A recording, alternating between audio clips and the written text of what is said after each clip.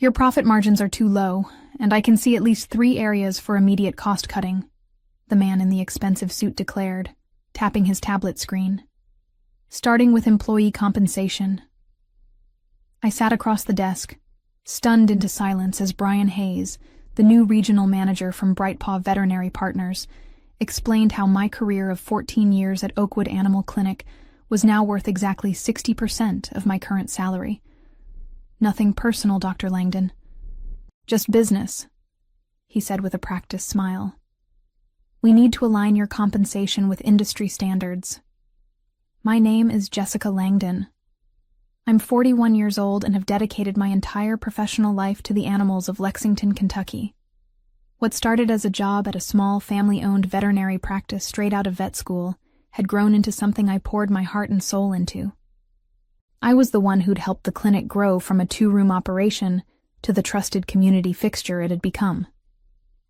I understand this is a transition period, I replied calmly, though my heart was pounding. When would these changes take effect? Next pay cycle, Brian answered, already looking back at his tablet. We'll need your decision by Friday. When old Dr. Harrington decided to retire and sell the practice, we'd all been nervous. But he'd assured us that Brightpaw would maintain the clinic's values. They understand what we've built here, he'd said during the announcement dinner. Now, 3 weeks after the sale was finalized, I was facing a choice between a massive pay cut or walking away from the practice that felt like my second home, where I'd trained every vet tech, where I knew hundreds of pets by name, where clients specifically requested me for their animals' care. I appreciate your transparency, I said, standing up. I'll have my decision for you by Friday. Brian nodded without looking up. As I walked toward the door, he called after me. Oh, and Jessica? We're implementing a new scheduling system next week. The training manual is in your email. Outside his office, I paused by the reception desk where Valerie was updating patient records. She'd been our receptionist for 12 years, and her concerned expression told me she already knew. You too? I asked quietly. She nodded. 30% cut, plus reduced hours. What are you going to do? I whispered, mindful of the clients in the waiting room. Valerie glanced at the families with their beloved pets. A golden retriever patiently sitting beside an elderly man, a woman cradling a cat carrier, a child petting a rabbit in her lap. I don't know yet, she replied, but something tells me things are about to change around here, and not for the better. A sense of resolve began building inside me. This wasn't just about my salary. This was about everything we'd built, everything we stood for. I looked around at the clinic that had been my life's work and knew that something had to be done. I've always believed that being a good veterinarian means more than just medical expertise. It's about relationships.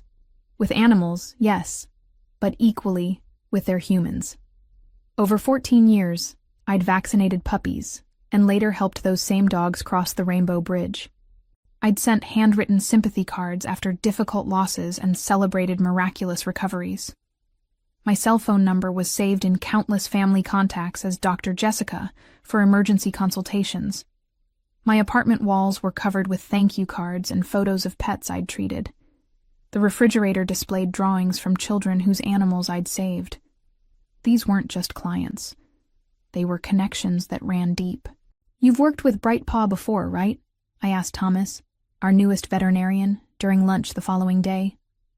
At 32, he'd joined us 6 months ago after working at a corporate practice in Nashville.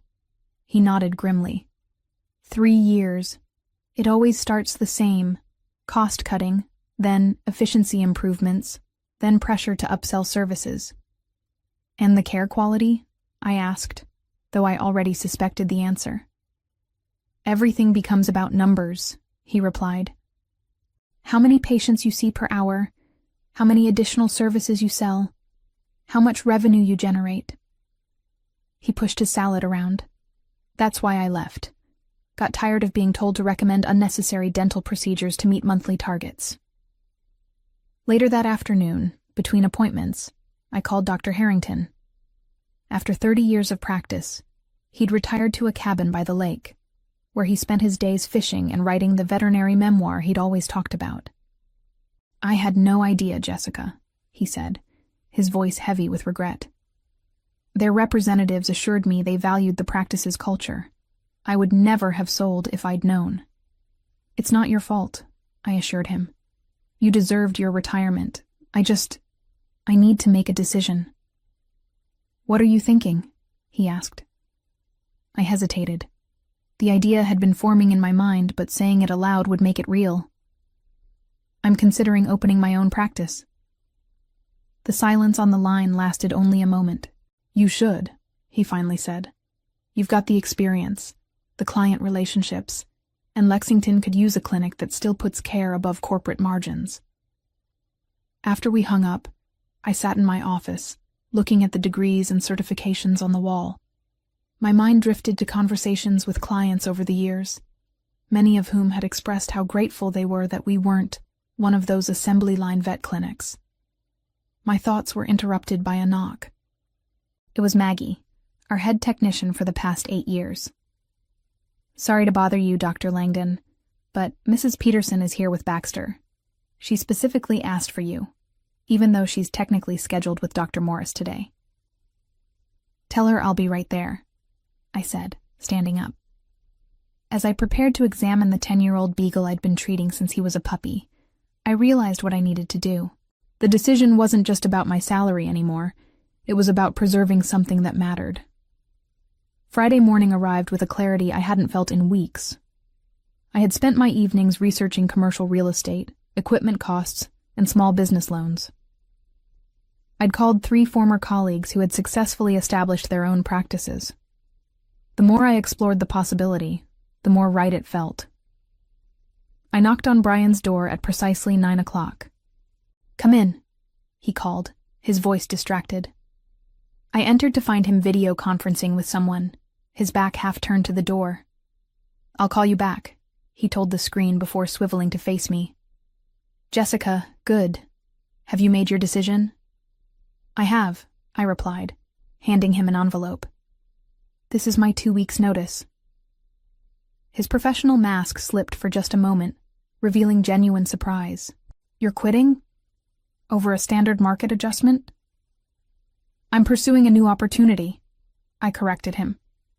"And I wanted to inform you properly, with time to arrange coverage for my patients." Brian leaned back in his chair, studying me. "You know, I expected this reaction from some of the support staff, but not from you. You're a senior veterinarian. This is how corporate acquisitions work. Everyone needs to adjust." "I understand business realities," I said carefully. "And I've made a business decision of my own." He shrugged, already reaching for my resignation letter.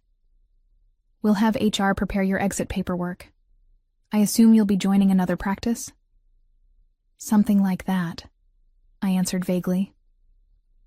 The news of my resignation spread through the clinic like wildfire. By lunchtime, Valerie, Maggie, and Thomas had all found moments to pull me aside. "Is it true?" Valerie asked, her voice barely above a whisper as we stood by the filing cabinets. "Yes," I confirmed.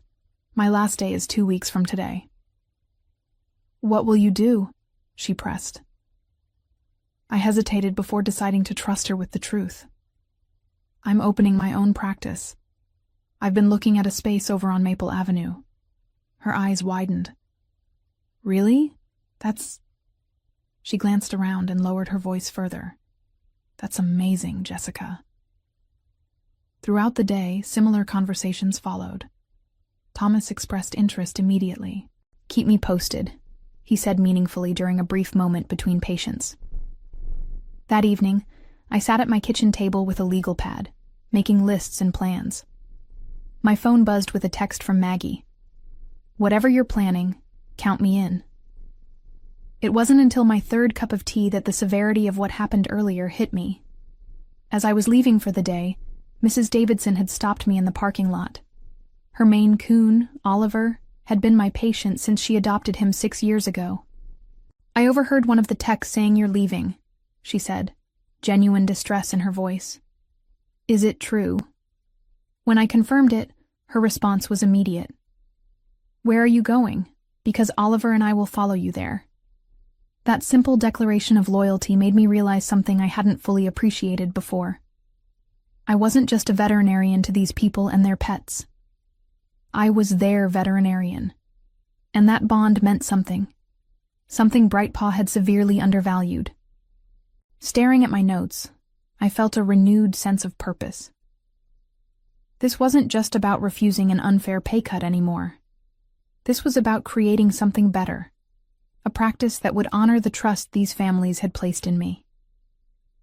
The next 2 weeks were the longest of my career. I maintained absolute professionalism, treating each animal with the same care I always had, but an undercurrent of tension ran through every interaction with management.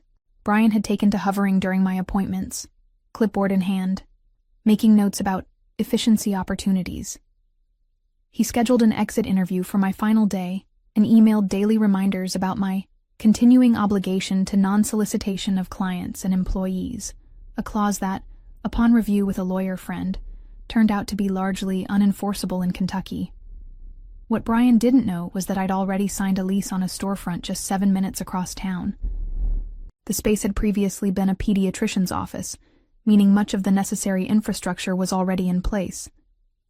I'd secured financing through a local bank where I'd been a customer for over a decade, and equipment suppliers I'd worked with for years offered favorable terms for the new practice. "We value relationships too," my medical supplier rep told me during a discreet lunch meeting. "And frankly, we've seen what happens to quality when Brightpaw takes over.